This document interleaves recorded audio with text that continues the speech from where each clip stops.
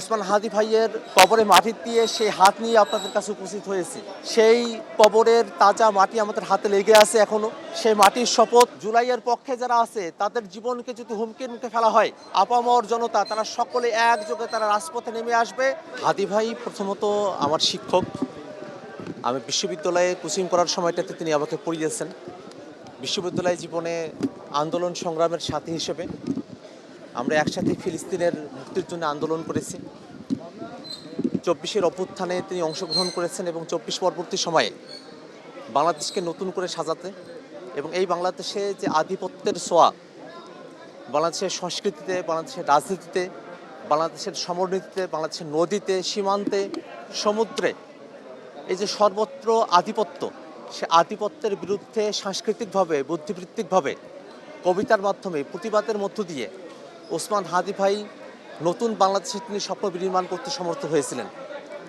তিনি গণতন্ত্রের বাংলাদেশ চেয়েছিলেন, ইনসাফের বাংলাদেশ চেয়েছিলেন, তিনি আধিপত্যবাদ মুক্ত এক বাংলাদেশ চেয়েছিলেন, যে বাংলাদেশ স্বনির্ভরভাবে বিশ্বের বুকে মাথা উঁচু করে দাঁড়াতে পারে। তার সেই স্বপ্নের সঙ্গে বাংলাদেশের মানুষের একত্রিত হয়েছিল। সেটাকে পতিত ফেসিবাদীরা তারা সহ্য করতে পারে নাই।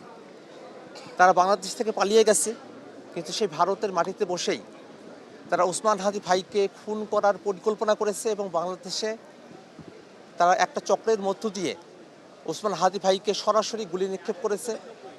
ভাইকে তারা হত্যা করেছে। আমাদের ভাই শহীদ হয়েছেন। ওসমান হাদি ভাই যে স্বপ্ন দেখেছিলেন সেই স্বপ্নের জন্য তিনি শহীদ হয়েছেন। সেই সোনার বাংলাদেশ, সেই নতুন বাংলাদেশ, ইনসাফের বাংলাদেশ, সেটা যেন আমরা গঠন করতে পারি। আজকের জানাজার নামাজ থেকে আমরা সেই শপথই গ্রহণ করছি।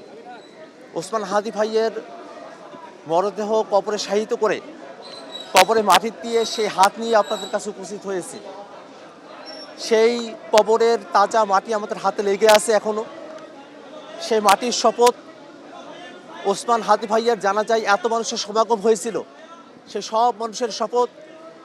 এবং আজকের জানাজা আওয়ামী লীগ এবং তাদের দোসরদের জন্য একটা রিমাইন্ডার যে বাংলাদেশে যদি জুলাইকে কোনো কারণে আঘাত করা হয়, জুলাইকে যদি নস্যাৎ করার পরিকল্পনা করা হয়, জুলাইয়ের পক্ষে যারা আছে তাদের জীবনকে যদি হুমকির মুখে ফেলা হয়, তাহলে বাংলাদেশের কোনো মানুষ দলমতের পার্থক্য করবে না।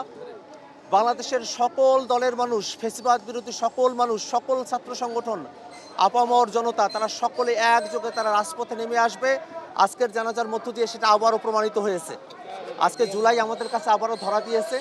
আমরা আল্লাহর কাছে দোয়া করি আল্লাহ রাব্বুল আলামিন যেন ওসমান হাদি ভাইকে কবুল করেন এবং ওসমান হাদি ভাই যে জুলাইয়ের বাংলাদেশের স্বপ্ন দেখতেন, ইনসাফের বাংলাদেশের স্বপ্ন দেখতেন, সেই জুলাইকে যেন আমরা হাদি ভাইয়ের শাহাদাতের মধ্য দিয়ে পরিপূর্ণ করতে পারি।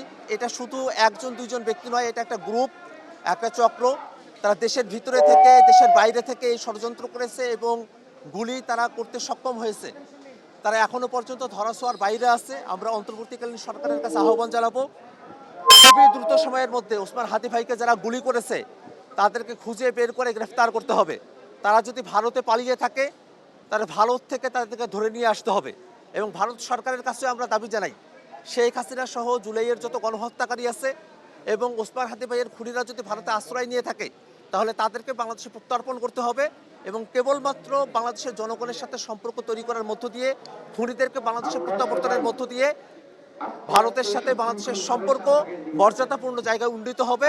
তার আগে পর্যন্ত ভারতের দমননীতি, আগ্রাসন, আধিপত্য এবং বাংলাদেশের খুনিদেরকে ভারতে আশ্রয় দেওয়াকে বাংলাদেশের মানুষ কোনোভাবেই গ্রহণ করবে না।